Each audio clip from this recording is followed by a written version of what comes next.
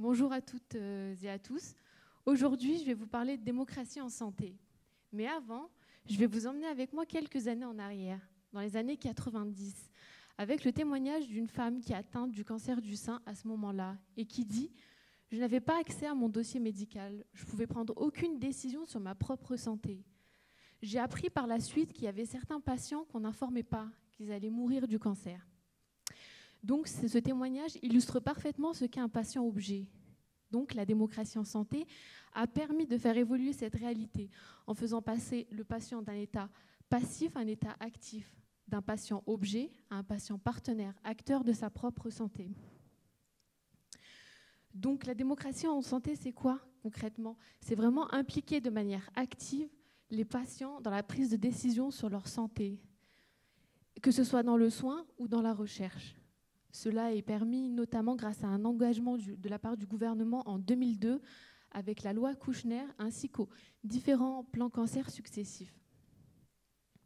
À présent, on retrouve dans la recherche, mais pas que, différents profils de patients, patients partenaires, patients experts, ça doit vous dire quelque chose, patients chercheurs, patients témoins, patients navigateurs.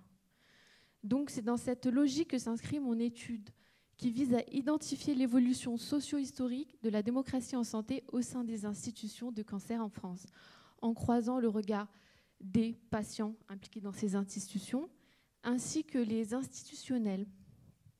Donc les résultats clés pour l'instant de cette étude, c'est qu'il y a eu une réelle évolution de la perception de ces patients.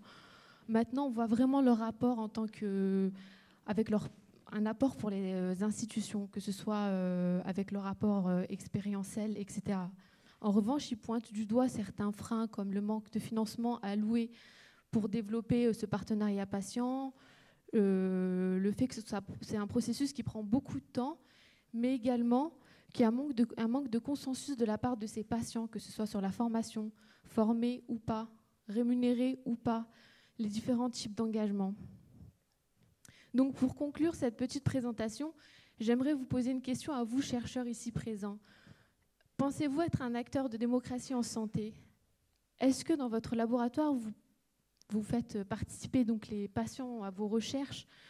Comment, d'après vous, devrions-nous procéder pour mettre en avant leur apport expérientiel? Je vous remercie.